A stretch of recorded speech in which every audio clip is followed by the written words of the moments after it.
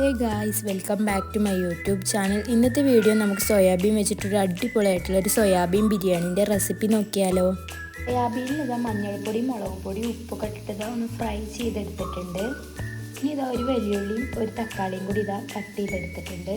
Cooker വെച്ച് കുക്കറൊന്ന് ചൂടായതിന് ശേഷം നമുക്കിതാ അതിലേക്ക് സൺഫ്ലവർ ഓയിൽ ഒഴിച്ചു കൊടുക്കാം.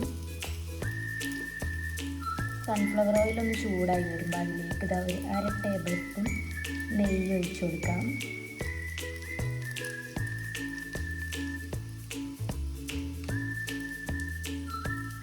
ഏലക്കായ, കാറാമ്പൂ, പട്ട ഇതൊന്നും നമുക്ക് ഇതിലേക്ക് ഇട്ട് കൊടുക്കാം.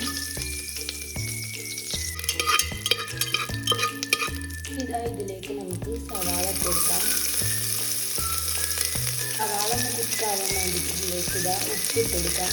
ആവശ്യത്തിന് ഉപ്പിട്ട് കൊടുത്തിട്ട് ഒന്ന് മിക്സ് ചെയ്ത് കൊടുക്കാം. സവാള ഒന്ന് കുക്കായി വരുമ്പോൾ അതിലേക്ക് ഇതാ തക്കാളി ഇട്ട് കൊടുക്കാം. ഇതെല്ലാം കൂടി ഒന്ന് മിക്സ് ചെയ്ത് കൊടുക്കാം. ഇനി ഇതാ നമുക്കിതിലേക്ക് പൊരിച്ച് വെച്ച സോയാബീൻ ഇട്ട് കൊടുക്കാം. ഇനി ഇതാ ഞാനിതിലേക്ക് ഒരു മാഗി ക്യൂബാണ് ഇട്ട് കൊടുക്കുന്നത്.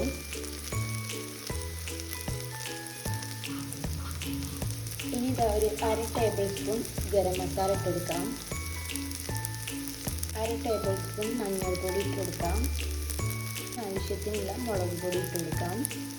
ഇതാ ഞാനിതിലേക്ക് തൈരാണ് ഒഴിച്ച് കൊടുക്കുന്നത്. കുറച്ച് തൈര് ഒഴിച്ച് കൊടുക്കാം.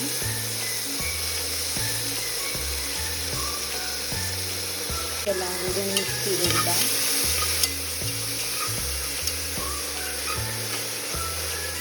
ഞാനിതാ ബിരിയാണീൻ്റെ അരി ഇതാ കിഴക്കി വൃത്തിയാക്കി വെച്ചിട്ടുണ്ട്. ഇനി നമുക്കിതാ ഇത് കുക്കറിലേക്ക് ഇട്ട് കൊടുക്കാം.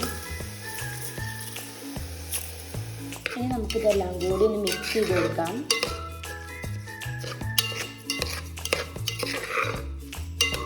ഇതിലേക്ക് വെള്ളം ഒഴിച്ച് കൊടുക്കാം.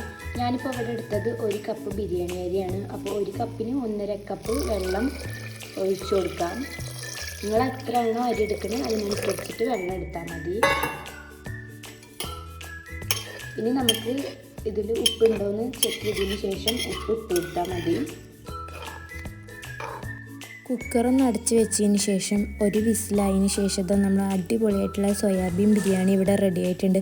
മക്കൾക്കൊക്കെ ലഞ്ച് ബോക്സൊക്കെ ആക്കിയിട്ട് കൊടുക്കാൻ പറ്റിയിട്ടുള്ള അടിപൊളിയായിട്ടുള്ള റെസിപ്പിയാണ്. വീഡിയോ ഇഷ്ടപ്പെടുകയാണെങ്കിൽ ലൈക്ക് ചെയ്യുക, ഷെയർ ചെയ്യുക, സബ്സ്ക്രൈബ് ചെയ്യുക, കമൻറ്റ് ചെയ്യുക.